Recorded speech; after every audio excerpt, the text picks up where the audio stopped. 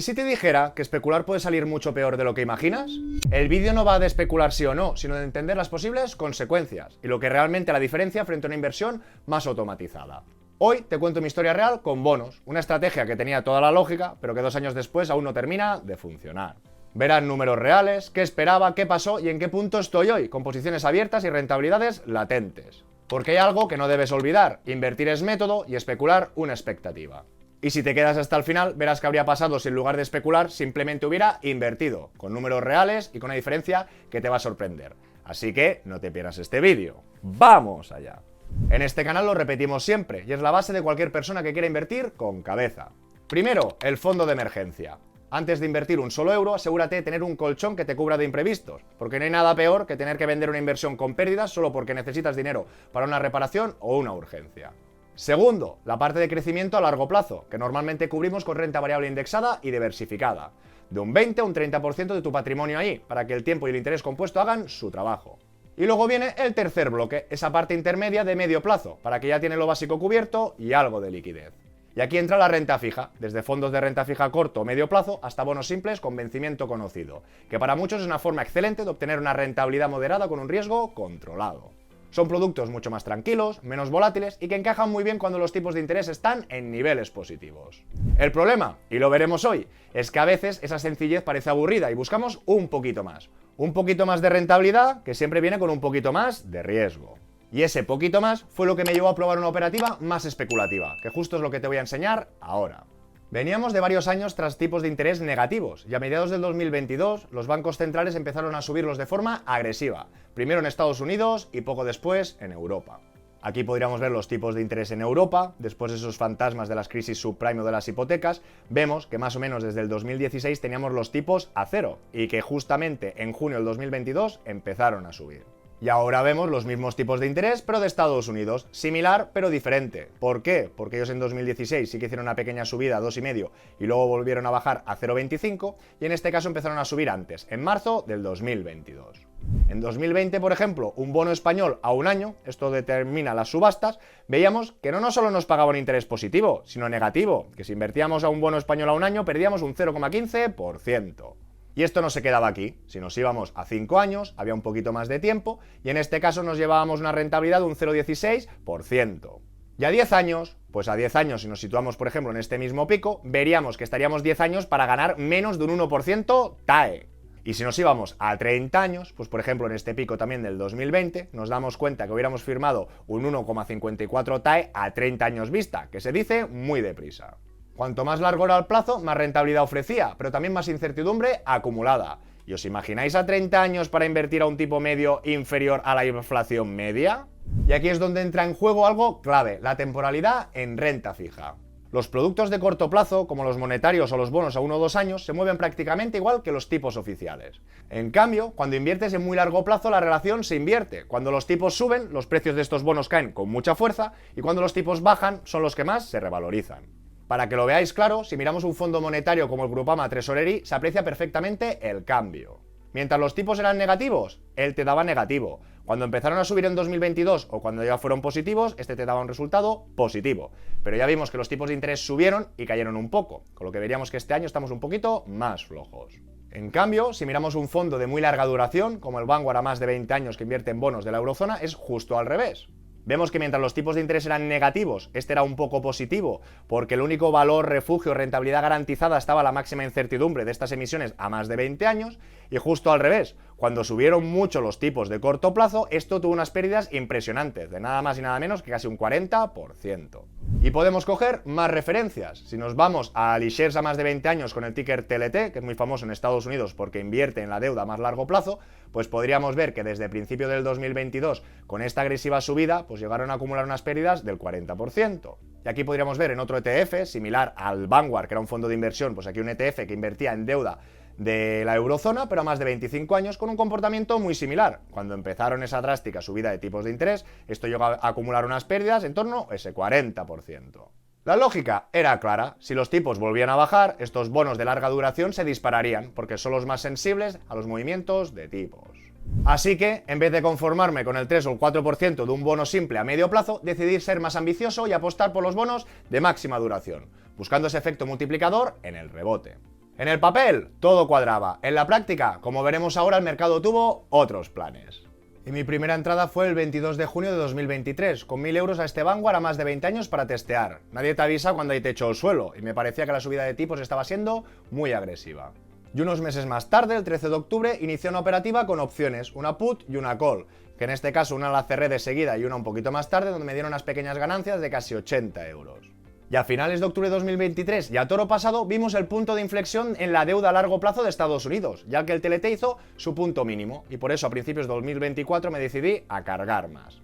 Y veríamos una compra de 5.000 euros el 2 de febrero y otra de 5.000 euros el 14 de febrero, en total 10.000 euros. Y a diferencia de la primera operación que la hice en fondos, más estática, la última que iba a rescatar, esta la hice en ETFs para tener más agilidad. Y recordaros que hay vídeos de todas estas operativas que os dejaré en la descripción del vídeo. Y para dar un poco de contexto, no es que me volviera loco, pero ya había bastantes luces de que iban a iniciar esa bajada de tipos, al menos en Europa, y podíamos confirmar cómo en junio empezó esta bajada. Incluso podríamos ver que tenía cierta agresividad. ¿Por qué? Porque de subir rápidamente en un año, vemos también que este inicio de año bajaban bastante deprisa. Y por el otro lado teníamos Estados Unidos, que iba un poquito más lento, pero también es verdad que en septiembre de ese 2024 también empezaron a bajar. Como podéis ver por aquí, el 19 de noviembre cerré una parte, ganando un 2,66, pero con tan mala pata que mi precio medio era por aquí, yo salí por aquí con este 2,66, pero la mala pata es que si hubiera cerrado unas semanas antes me hubiera llevado un poquito más de un 5, y si me hubiera esperado unas semanas más tarde podría haber cerrado un 8%. Y aún así, como podéis comprobar, seguí confiando en la tesis, y el 23 de octubre compré 10.000 euros más, y a finales de enero del 2025 compré 10.000 euros más. La idea seguía siendo la misma, esperar que la bajada de tipos global impulsara los bonos de larga duración. Pero como todos recordaréis, en diciembre de 2024, Powell cambió el discurso sobre la bajada de tipos, y eso se sumó el belicismo y la política comercial de Trump, y todo se complicó. Y ya para colmo, en abril del 2025, exactamente el 4 de abril, tuve que vender por liquidez, por una posible compra de una vivienda, y tuve que consolidar 894 euros de pérdidas. Y no fue pánico, fue aún peor, fue planificación deficiente. Si el dinero lo vas a necesitar a corto, ya no estás invirtiendo, estás especulando con el calendario. Y en mi caso, también esperaba que el movimiento se produjera más rápido, cosa que no pasó, y por eso acabé consolidando pérdidas. Y para colmo, que la casa no nos la vendieron, que también tiene WhatsApp.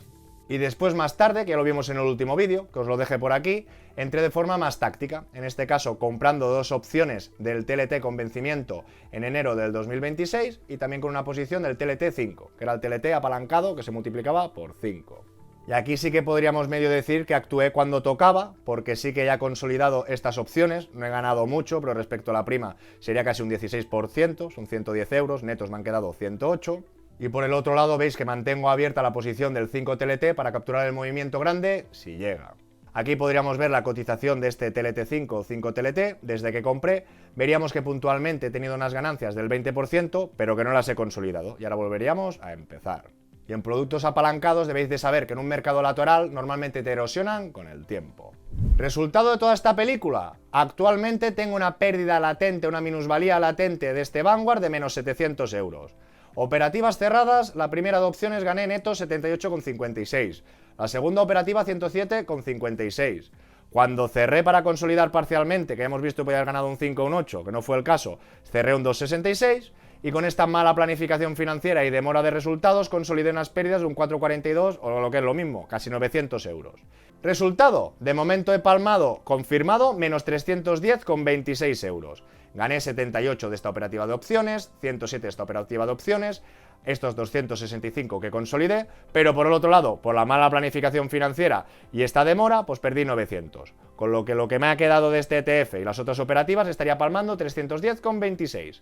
Venga, que seguimos sumando. Si añadimos la pérdida latente actual de este Vanguard a más de 20 años y la posición que tenía ayer, ya habéis visto que hoy estaba perdiendo un poco del TLT, pues tendría un resultado latente de casi menos 1.000 euros. En resumen, a día de hoy esta táctica no ha batido las alternativas más simples para el medio plazo. Y justo por eso, ahora sí, tiene sentido comparar qué habría pasado si en lugar de especular simplemente hubiera invertido.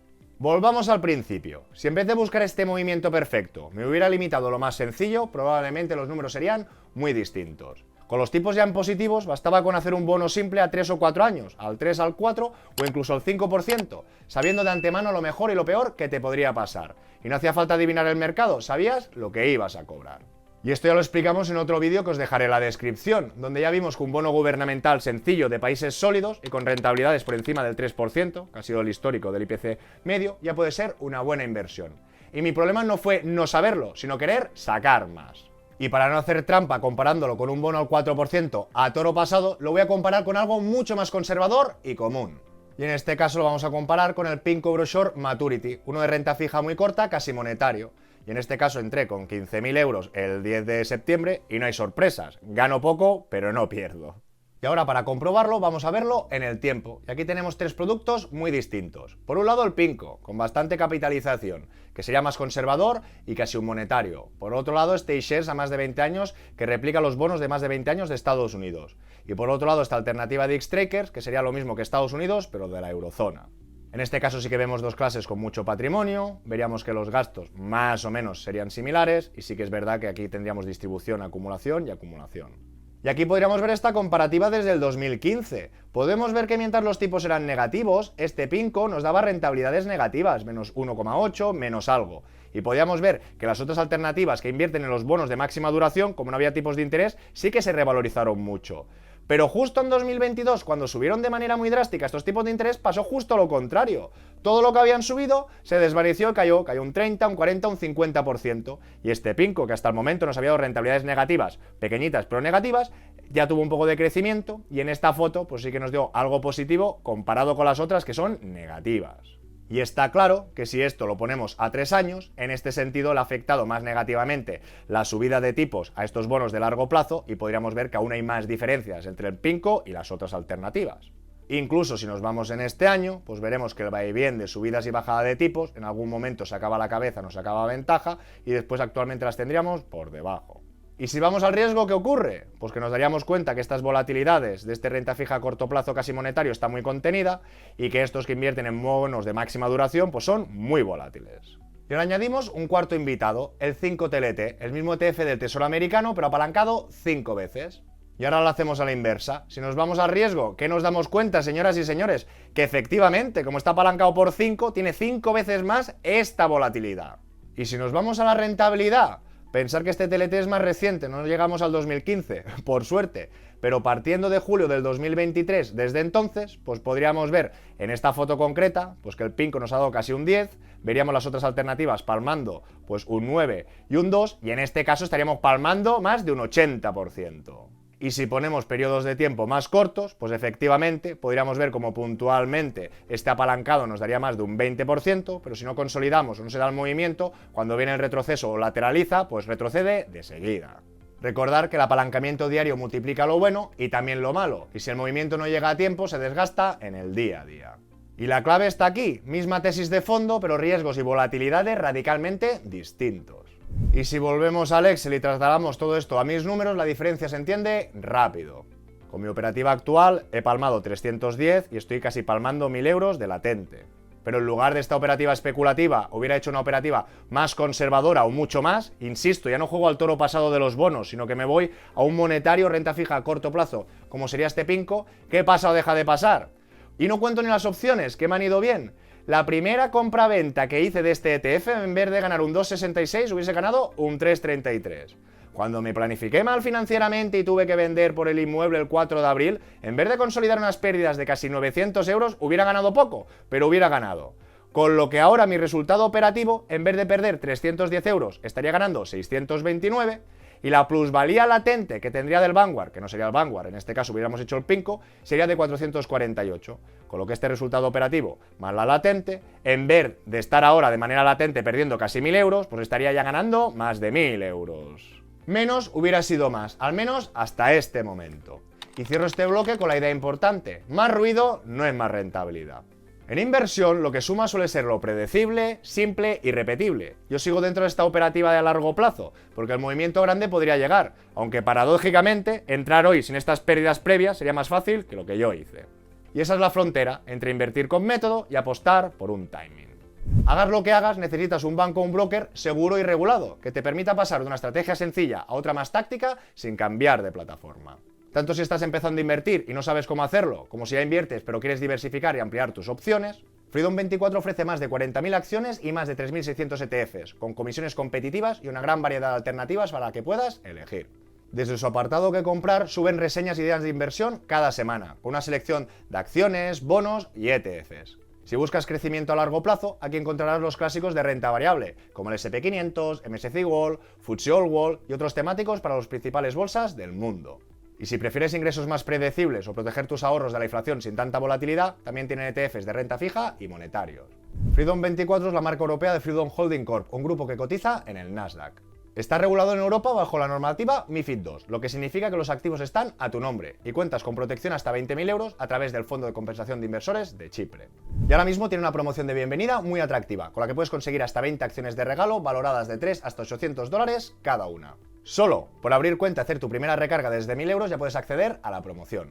Y aquí podéis ver la selección de acciones, algunos gigantes como BlackRock o algunas más económicas, pero es algo que te aporta valor desde el principio. Te dejo el enlace con la promoción activa en la descripción. Y ya sabéis, cada uno que lo use según su perfil, porque la herramienta no sustituye el criterio. Yo lo tenía claro, si los tipos bajaban, los bonos largos subían, pero el mercado nunca te lo pone fácil. Entre la guerra comercial, los conflictos geopolíticos, el techo de deuda y los sustos de Estados Unidos, el momento que se esperaba se fue alargando.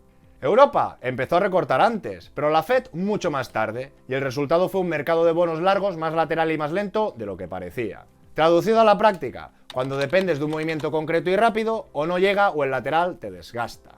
Y ya habéis visto las pérdidas, y lo que sí me ha servido es para recordar una vez más por qué la especulación tiene un mal equilibrio entre riesgo y recompensa. Al menos hasta ahora sigo dentro, con pérdidas latentes y con experiencia no precisamente buena, pero sigo esperando que llegue ese movimiento, así que ya veremos y os lo contaré si llega. Y recordando esos errores o aprendizajes, el primer error, la planificación. Si hay una mínima posibilidad de que necesites el dinero, no lo pongas en renta fija larga, ni por supuesto en renta variable. El segundo, el exceso de confianza. La confianza mató al gato. Verlo claro no significa que vaya a pasar cuando tú esperas, y cuando sumas apalancamiento, pues la confianza se convierte en una trampa. Y el tercero, el tiempo. Porque en inversión el tiempo juega a tu favor, pero en especulación juega en contra. Puedes tener razón en la tesis y aún así no ganar dinero, y eso duele más que equivocarte. Cuando inviertes en bonos simples, sabes la rentabilidad y el vencimiento. Cuando especulas con ETFs apalancados o a muy largo plazo, dependes del que el mercado te dé la razón, y si no lo hace, el rendimiento se evapora. Y al final, la rentabilidad real viene de mantener, no de adivinar. Y quizá la enseñanza más simple de todas, a veces no se trata de ganar más, sino de equivocarte menos, porque el dinero que pierdes también es rentabilidad. Y ahora pregunto, ¿tú también has probado alguna operativa más especulativa? ¿Cómo te fue? Te leo en comentarios. Y si este vídeo te ha ayudado a distinguir mejor entre invertir o especular, deja un buen like, suscríbete si aún no lo estás y compártelo con quien creas que le pueda servir. Nos vemos muy pronto en el siguiente.